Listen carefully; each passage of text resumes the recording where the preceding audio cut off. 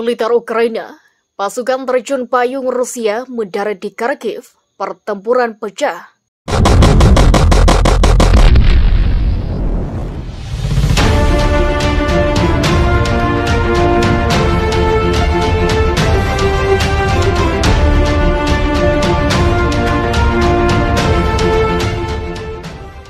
Pasukan terjun payung Rusia telah mendarat di kota sebelah timur, Kharkiv.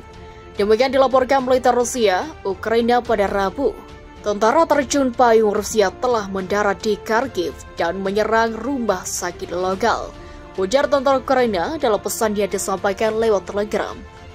Pertempuran antara tentara invasi atau Rusia dan Ukraina masih berlangsung hingga sekarang.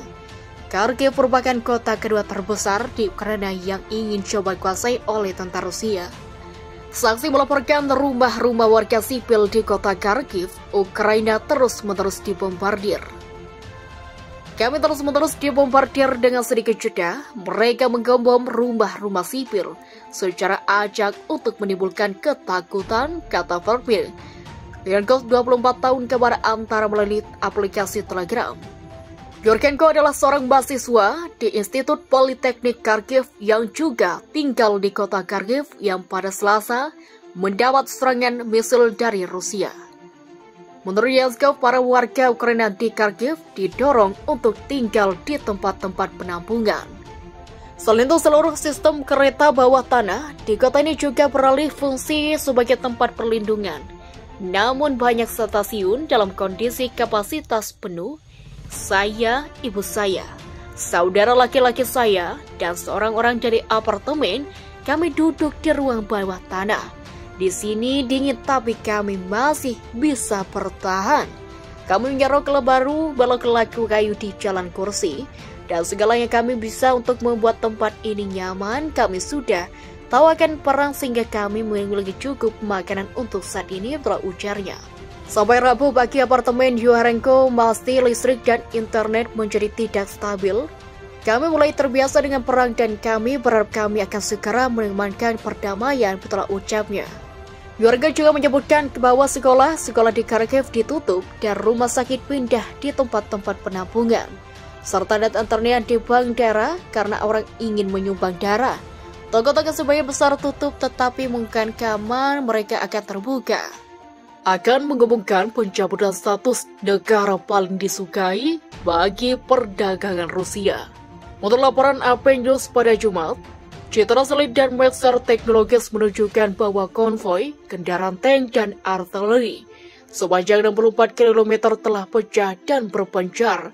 Unit lapisan baja terlihat kota-kota dekat Bandara Antonov di utara Ukraina.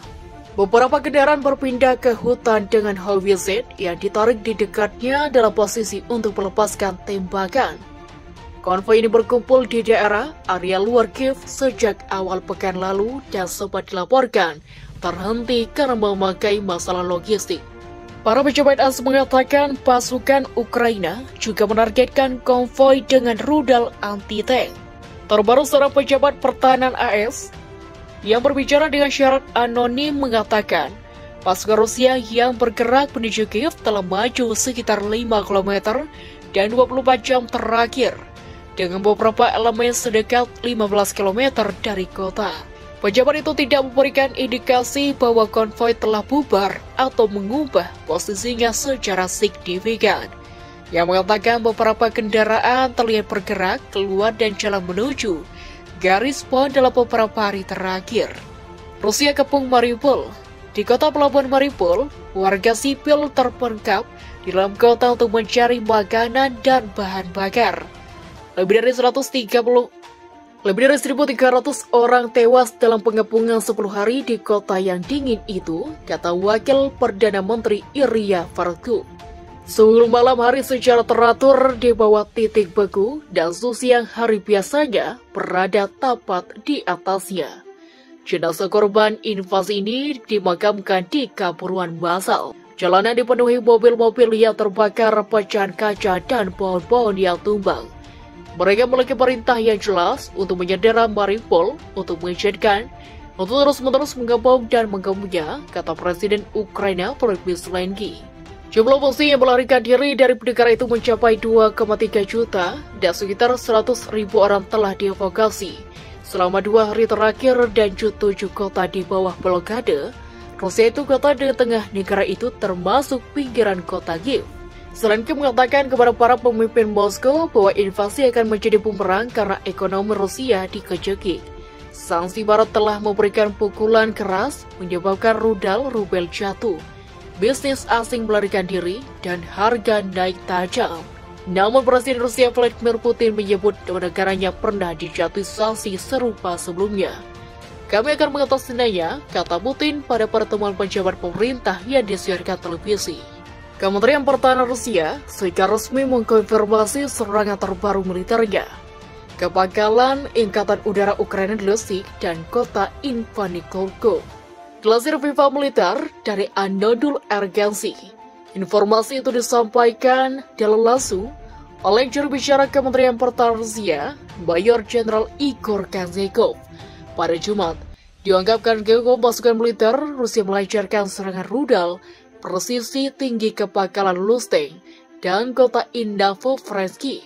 Serangan militer Rusia memasuki hari ke-15 perang, berhasil menghancurkan 3 unit helikopter militer Mi-24 dan pesawat tanpa awak atau drone milik Angkatan Udara Ukraina. Konashenkov juga mengatakan bahwa pasukan pemberontak pro-Rusia, Republik Rakyat Tunis atau DPR, berhasil mengalahkan pasukan Ukraina dan merebut kota Volnovka.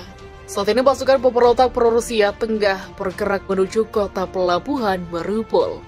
Pasukan pemberontak wilayah Donetsk menggulingkan militer Ukraina di kota Volnovka, menguasai 3 pemukiman lagi dan bergerak maju ke kota Mariupol, ujar Konashenkov. Kementerian Pertahanan Rusia juga mengklaim mampu menghancurkan 170 target Angkatan Bersenjata Ukraina atau ZSU. Di dalamnya termasuk 6 pusat komando kendali dan pusat komunikasi.